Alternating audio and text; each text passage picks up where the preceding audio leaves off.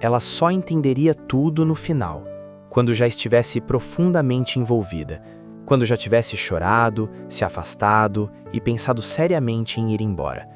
Só então compreenderia que aquele casamento, que ela acreditava ser apenas por interesse, nunca foi simples, nunca foi frio e nunca foi um acordo comum. Mas no início, ela tinha certeza de que sabia exatamente o que estava fazendo. Para ela, aquele casamento não era um conto de fadas, era uma escolha racional, um acordo entre duas pessoas adultas, conscientes das próprias necessidades. Ele precisava de uma esposa para estabilizar sua imagem, satisfazer o conselho administrativo da empresa e viabilizar decisões estratégicas importantes. Ela precisava de segurança financeira, proteção para a família e um recomeço digno depois de anos sobrevivendo no limite. Não houve promessas de amor, não houve juras emocionais, apenas termos claros, definidos com antecedência e aceitos sem ilusões. No dia da cerimônia, ela caminhou até o altar com postura firme, usando um vestido impecável, mas sem o brilho ingênuo de quem acredita em finais felizes instantâneos. Ele a aguardava, elegante, distante, bonito demais e emocionalmente inacessível. O olhar dele não tremia, não havia nervosismo, nem expectativa. Parecia alguém assinando um contrato importante. Quando trocaram votos simples, as mãos dele estavam frias, a voz controlada. Aquilo a tranquilizou. Confirmava que nenhum dos dois estava confundindo as coisas. Os primeiros dias juntos seguiram exatamente como o combinado. Dormiam em quartos separados. As refeições eram silenciosas, formais, quase protocolares. Conversavam apenas o necessário. Ele saía cedo, voltava tarde, às vezes passava a noite fora por causa do trabalho. Ela ocupava a casa com discrição, mantendo tudo organizado, funcional, distante. Não se sentia rejeitada, sentia-se segura. Aquela estabilidade era tudo o que precisava naquele momento. Mas, pouco a pouco, surgiram detalhes que não combinavam com um acordo frio. Ele sempre deixava a luz do corredor acesa à noite, mesmo quando não dormia em casa. Havia sempre água ao lado da cama dela, mesmo sem ela nunca pedir. As flores da casa eram trocadas exatamente nos dias em que ela parecia mais cansada. Em reuniões da empresa, descobriu depois, ele a defendia com firmeza quando alguém insinuava que ela era apenas um adorno social. E, acima de tudo, ele nunca levantava a voz com ela. Nunca. Nem nos dias mais difíceis. Ela dizia a si mesma que aquilo era apenas educação, respeito básico, nada mais.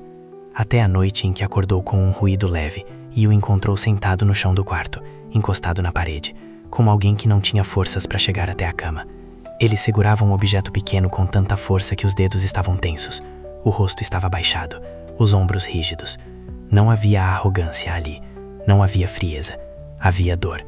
Quando ele percebeu que ela estava acordada, levantou-se imediatamente, fechando a expressão, vestindo de novo a máscara do homem inabalável. Pediu desculpas por tê-la acordado e disse que estava tudo bem, mas nada ficou bem dentro dela depois daquela imagem. O objeto que ele segurava era um relógio antigo, infantil, com a pulseira desgastada pelo tempo. A partir daquele dia, ela passou a notar coisas que antes ignorava. Ele sabia como ela gostava do café, mesmo ela nunca tendo comentado. Sabia quando ela estava prestes a ter uma enxaqueca. Sabia quando precisava de silêncio. Às vezes, parecia conhecê-la melhor do que alguém que a havia conhecido há poucos meses deveria conhecer. O presente veio numa manhã comum. Um pequeno porta-joias sobre a mesa da cozinha. Dentro, um colar delicado, antigo, com um pingente simples demais para alguém como ele. Ele disse apenas que havia guardado aquilo por muitos anos e que agora sentia que estava no lugar certo. Não explicou, não pediu nada, não sustentou o olhar.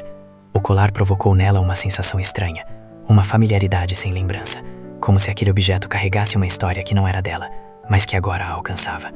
A verdade começou a se aproximar no dia em que uma mulher apareceu à porta da casa, elegante, mais velha, com olhos cansados e um sorriso contido. Disse ser mãe dele. Disse que precisava conversar antes que fosse tarde demais. O tom não era acusatório, era urgente, carregado de culpa. Foi ali que tudo começou a desmoronar. Ela descobriu que aquele casamento nunca foi apenas por interesse. Descobriu que ele a conhecia muito antes de ela imaginar. Que a havia visto anos atrás, quando ela ainda era jovem, invisível, tentando sobreviver em silêncio. Descobriu que ele a ajudara anonimamente em momentos críticos, sem nunca se aproximar. Descobriu que aquele colar fazia parte de uma promessa feita na juventude. Eles haviam se conhecido no colégio. Ela não lembrava, mas ele lembrava de tudo. Lembrava do dia em que ela lhe deu um pequeno objeto feito à mão, prometendo que nunca se esqueceriam. Lembrava da chuva repentina, do vento levando aquele objeto para o bueiro, das risadas nervosas que viraram desespero. Lembrava de ter corrido atrás e de nunca ter voltado.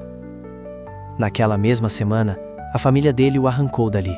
Mudança forçada, silêncio imposto, nenhuma despedida, nenhuma explicação. Ele passou anos acreditando que ela o odiava por ter desaparecido.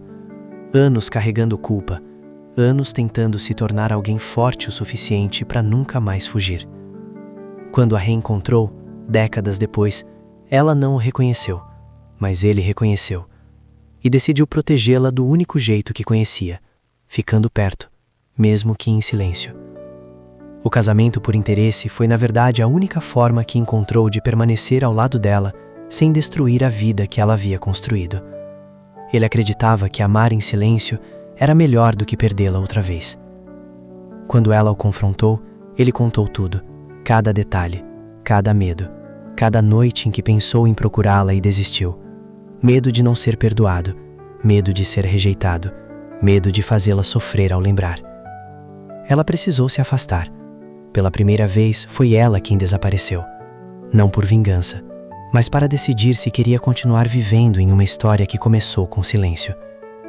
Vieram meses de distância, de reflexão, de saudade não admitida.